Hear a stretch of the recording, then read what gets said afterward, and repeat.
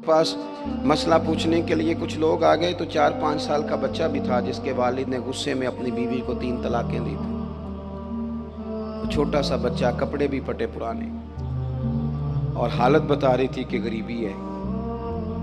तो जब मैंने मसला बताया कि 3 तलाकें हो गई हैं तो वापस जाने लगे, तो बच्चा मुझसे कहता है, देहाती आदमी तो कहने लगा, मौलवी साहब मेरी अम्मा ते नानी कहनी असन पूछ के आई आप कि हुण असीं लहदा लहदा ही रहना है। तो उस बच्चे की नौनिहाल की वो कैफियत देखी तो मैं रो पड़ा। मैंने कहा यार ये बच्चा बेचारा माँ बाप के होते हुए ये यतीमों जैसी ज़िंदगी गुजारेगा क्योंकि बाप ने तलाक दे दी।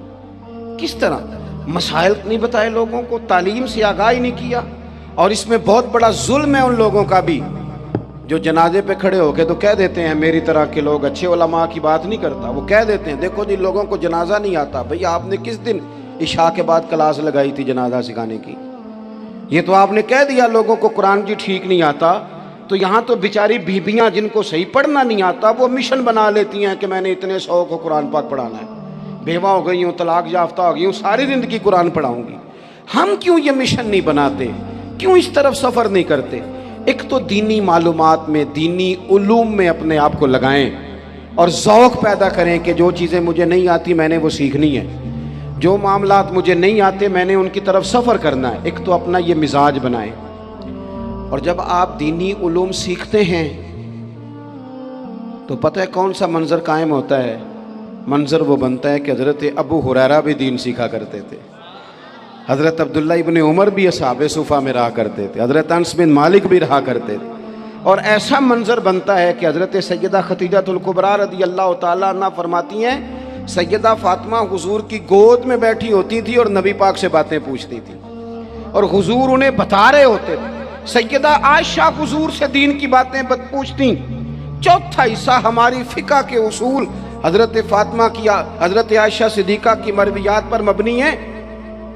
अगर हमारी बच्चियां छोड़ दें डाइजेस्ट पढ़ना, छोड़ दें इधर उधर की मूवी देखना और वो किताबों सुन्नत पर आ जाएं तो बहुत सारे मसाइल ऐसे हैं जो उलझने से पहले ही सुलझे हुए हों।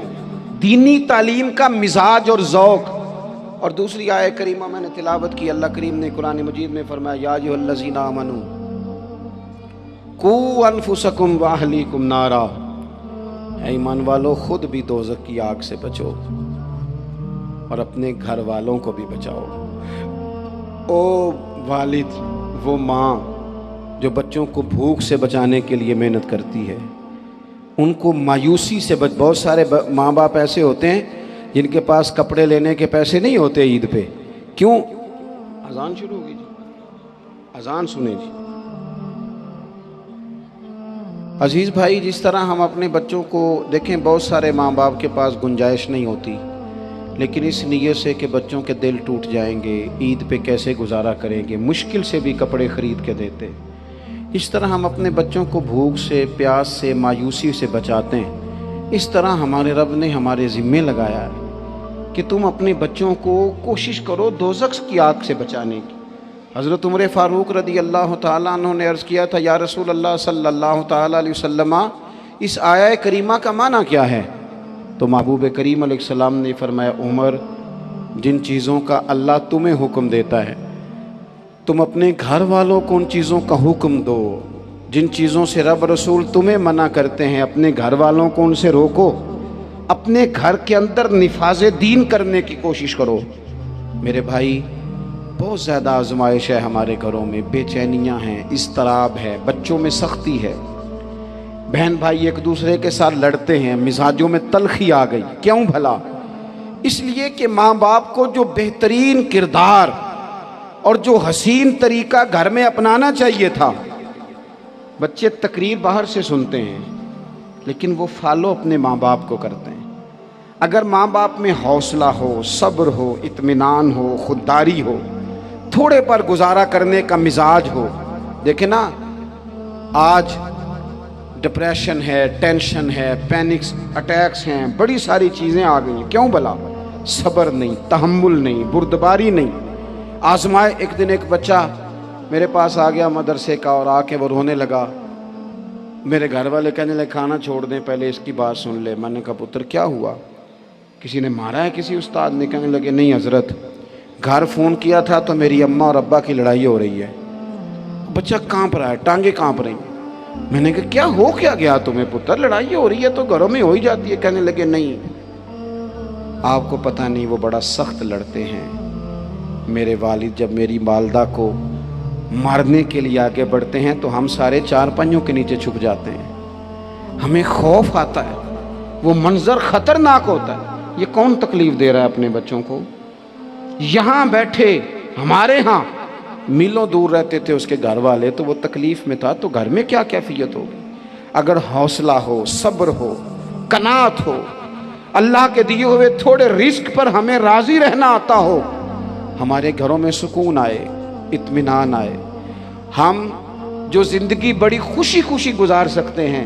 ہمارے مزاجوں کا لالچ، ہماری طبیعتوں کی بے راہ روی، ہماری جھوٹی انا کا بت، ان ساری چیزوں کو ختم کر دیتا ہے۔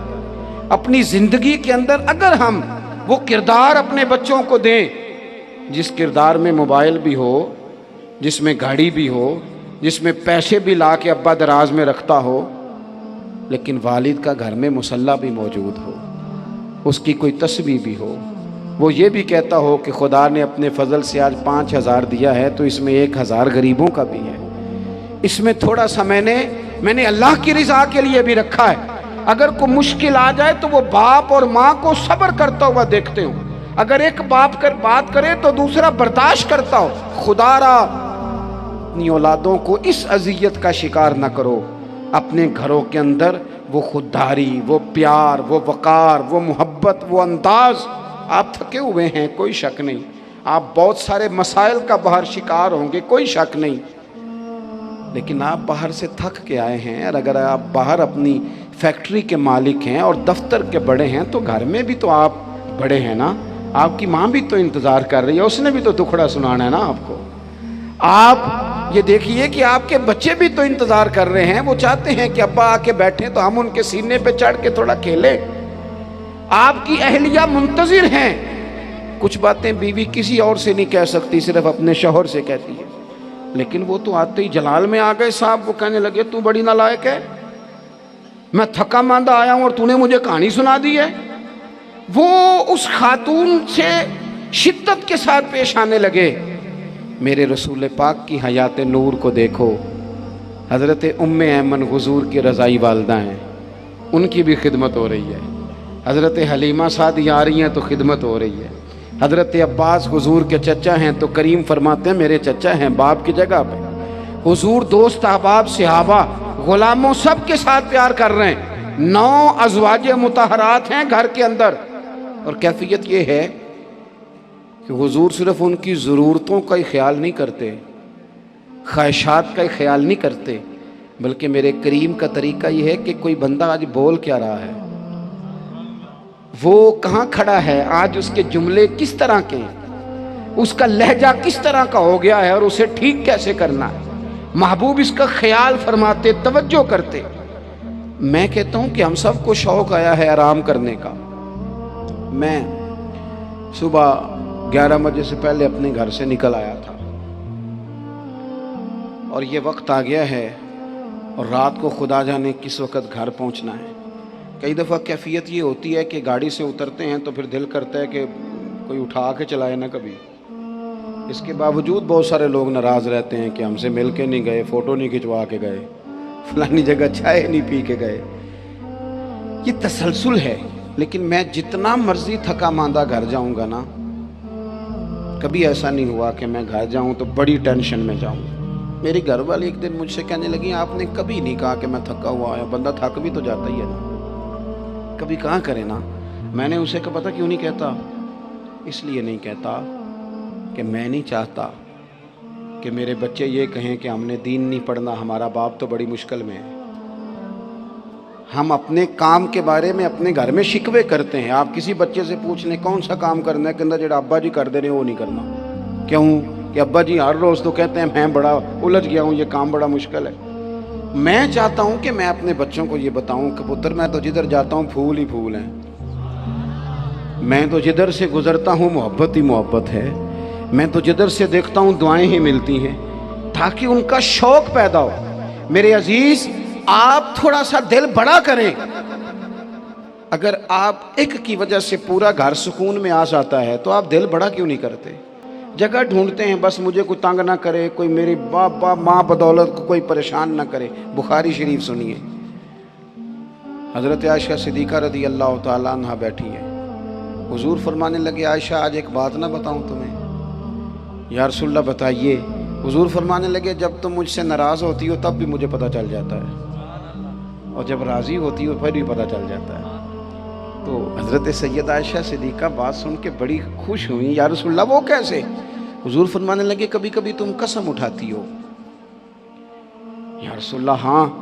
فرمایا جب ہوتی ہو نا راضی، خوش، تو پھر کہتی ہو مجھے رب محمد کی قسم صلی اللہ علیہ وسلم، پھر تم میرے نام کے ساتھ رب کریم کا نام ملا کے قسم اٹھاتی ہو، رب محمد کی قسم۔ یا رسول اللہ بالکل ایسے ہی ہے۔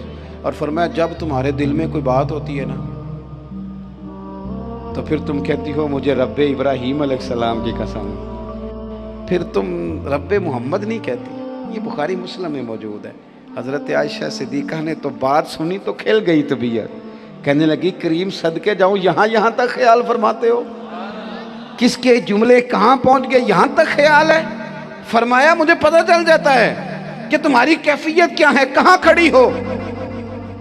اور بھئی ہم تو اپنی ماں کا بھی خیال نہیں رکھتے،